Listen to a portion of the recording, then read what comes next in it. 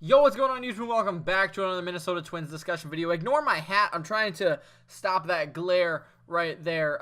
But in this video today, we're going to be talking about three Twins. And this is actually one of you guys suggested this here. So, three Twins, based on their spring training, they're projected to come up to the Twins sometime this year, how they're going to do. So, I kind of did this before with another expectations video, but now that spring training has come and gone, or just closing in on the end of it, I thought I'd give you guys another updated list on three specific players who I think could, well, make their debut and how they'll do. So one of these players has actually already made his debut. We'll talk about him last, but the first guy I want to get into is Alex Clemhawks, right? Obviously, this guy is a beast. He's projected to come up anytime from this season to next season. And I figured, why not give him a chance? I do think this guy, will have a great opportunity either in September, or if we decide to trade a couple of guys like Andrianza. I know they don't play the same position, but where we can plug him in case some guy needs a day off. We would have to obviously pull somebody from the roster. Andrianza could be it. If one of the first basemen like Tyler Austin or somebody else doesn't work out, Sano, doesn't matter. We could pull him out, put Clemhawks in there, and then move him around that way. But he had a fantastic 2019 spring training. He played in 9 games. He got into 9 games, had 22 at-bats, 8 hits, 8 total bases. Didn't have a double, a triple, or a home run. Had 2 RBIs, 3 strikeouts, 2 stolen bases. For an average, he didn't get walked either. For an average of 364 with an on-base percentage of 364, a slugging of 364, and an OPS of 727. That's pretty good. So obviously those are just the basic stats and all, but that's pretty good for spring training. See, the thing is about spring training, right, and I've said this before, is yes, you're getting to play against major league competition, right? So, I mean, I don't have a good example, I guess. They played Jake Arrieta the other day. When I did that live stream a while ago, they played Jake Arrieta. They have these aces that are going up. Well, I don't know if Jake Arrieta is really their ace anymore, but you know what I'm saying? They've got these major league pitchers. They're good major league pitchers that are pitching. How do you say his name? Jason Eovaldi? Whatever his name is for the Red Sox. He just pitched the other day. Or 2 days, 3 days ago, whatever it is. So you've got these guys, right? These starting pitchers who are maybe not the aces, maybe they are in some cases for different teams, but this guy's playing against them, and he's doing well. Now, like I said, though, this is, spring training. You kind of have to go with it whatever you can because, while the pitchers are, like what I said, they're the aces, they're the good pitchers. Also, they're not throwing their best stuff, right? They're on short term. They are only throwing a couple of, probably fastballs and maybe one other off-speed pitch. They're not trying to ruin their arm. So you got to take, spring training with a grain of salt. But at batting 364, he's ready to come up.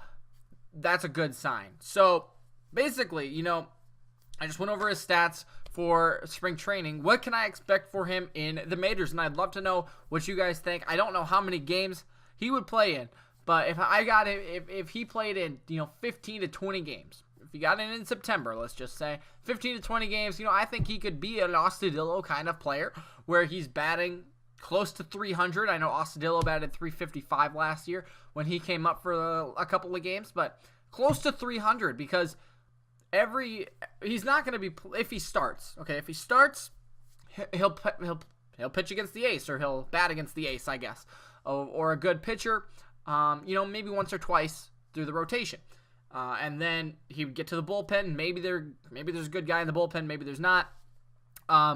So he gets 1 hit out of every 3 at bats. Seems reasonable to me. I mean, right?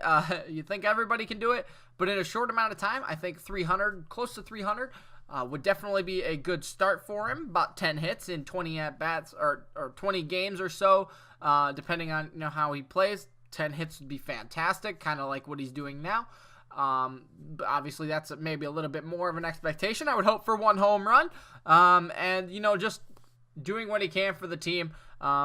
I'm not going to really put out my projections there, but if he plays in 20 games, maybe gets 10 hits, 5 to 10 hits would be great.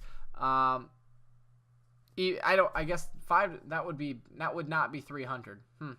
Plays in 20 games, gets 20 hits. There you go. That would be about 300. So that's about where I stand with him. I do think, he's going to be a great player. We don't really have anywhere to put him, and I kind of mentioned that.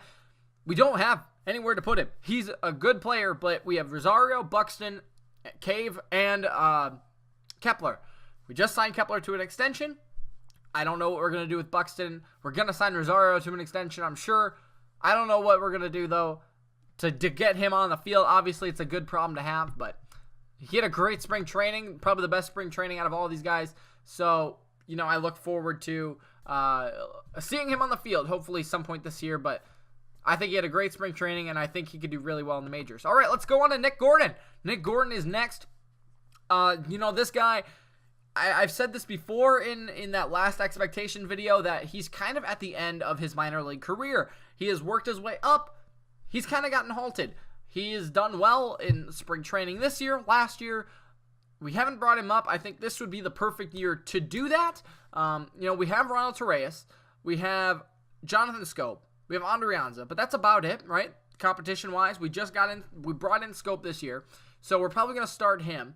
But Torreyes we signed him to a minor league deal. He's definitely could come up at any time as well. Obviously, Andrianza can play short, second base, wherever he needs to. But then you've got Nick Gordon, and he is at the end of his minor league career where he needs to kind of step it up to the majors, or I don't know, he's going to be playing in the minor leagues the rest of his life. But he's kind of worked his way up. He's ready. I think it's the time to bring him up this year. I think he will get a better opportunity or a quicker opportunity than Krylov will, just because of the depth that we have in the outfield. We do not have that at second base and shortstop. So going into 2019 in spring training, he played in 12 games, 20 at-bats, 2 runs, 6 hits, 9 total bases, a double, a triple, no home runs, 1 walk, 6 strikeouts, and he batted .300, on-base percentage .333, slugging .450, and an OPS of .783. That's even better than Krylov's stats, except for the average. But he's not the same player as Krylov. Man, I am so sorry about that glare. I'm really trying to block it with the hat. But I think he's a great player. Is he ready for the majors? I think so. Is he going to be the star? Probably not. But I think he's ready enough where, if we brought him up, gave him a chance, he would hold his own. Kind of like Krylov. I really think if we got him in, even in September, I think we'll bring him up before then. I really do, because I think Schoop or Andrianza's got to go. And I don't think we're going to get rid of Schoop, because we just picked him up. So Andrianza has got to go at some point. He's a good player. I think he'd be great for another team. Closer to the deadline, bring up Nick Gordon. Polanco gets hurt, maybe another suspension. I don't know what's going on with him, but plug him in, and I think he'll do well. If he gets in 50 games, maybe let's just say 30 to 50 games, gets a hit in every other game, again, close to 300, probably not going to do as well playing in more games, but, if he gets a hit in every other game, bats 250-ish, I'd say that's a good success. I want to see a couple, doubles and triples. That's why we're getting him on the team. We're not having him hit home runs like crazy, but, if he can hit one, that's great. Otherwise, doubles, triples, get on base, and we'll score you. Like, that's the kind of play I want from him. He had a great spring training. I think he could do well in the majors. Let's pull him up, and let's see what happens. So the next guy is Steven Gonzalez. Gunslack. I still don't know how to say this guy's name, but it's fine. I don't know about him. This guy, it really worries me. I have no idea what to think about this guy. So he was actually brought up last year, right? He made his debut, pitched in 4 games, I think, or 2 games. Let me check that really quick. Can I do that? 7 games, actually. My bad. He had 4 games that counted to his win-loss, 2-2. Had an ERA of 6.57. 24 innings, 16 strikeouts with a whip of 2. Not good. That's not very good. And in spring training, he didn't do much better. He had an ERA, no win-loss, ERA of 5.6 in 3 games, 8 innings pitched, 10 hits, 6 runs, 5 of them were earned, 1 hit batter, 4 walks, 7 strikeouts, an average of over 300. Last season when he came up for spring training, at an average of over 500. Or 400, excuse me, but oh man, what do we do with this guy? He's supposed to be pretty good, right? I don't think he'd be our ace at any point, and I'm not saying he should be, but he's not doing well. And I don't know if we could go out and trade him because, you know, we've brought him up. We've worked him so close. He's gotten some time in the majors, and he hasn't done much with it. However, you know, like I said at the beginning of this episode, it's spring training. You're going up against some of the best batters, right? The Twins have put their lineup out there that they probably should start. Like I mentioned yesterday, they probably will start. They've put those lineups out there. Other teams have. However, they also put minor leaguers out there that are not going to play in the majors, like the Twins have. And he's still not doing great, right? I'm not saying that he needs to be great in spring training. I'm just saying you're playing against some not-so-good guys as a pitcher, right? It's kind of the other way around. The batters are not facing the best pitchers. The pitchers are not facing the best batters in most of the time. So for him to not do well kind of scares me. You know, he did only pitch in 3 games. Maybe he got unlucky with the draws. Maybe he's just trying to work things out. Again, spring training, I hope for the best, but I don't know how this guy's going to do coming up from the majors last season. Having a spring training that was kind of iffy this season, I don't know. I really want to know what you guys think about that in the comments below, but that is going to do it today. I'm so sorry about this glare. I really tried to fix it, and there we go. That looks dumb, but I got a haircut too. Okay, but that's all I got for you today. I hope that you enjoyed this video. Sorry about that glare. I really wish I could fix that. But that is what I got for you today. I want to know what you guys think down in the comments below about all 3 of these players, how they're going to do, if they get called up this year. Do you think they'll even get called up this year? Or, you know, what do you think their spring training means? So answer those questions down in the comments below. That's all I got for you today. Make sure to come back tomorrow for more Twins videos. Also, leave your comments down below of what you want me to post because that's fun. I like taking your suggestions. So that's all I got for you today. Make sure to leave a like, subscribe, and we'll see you tomorrow.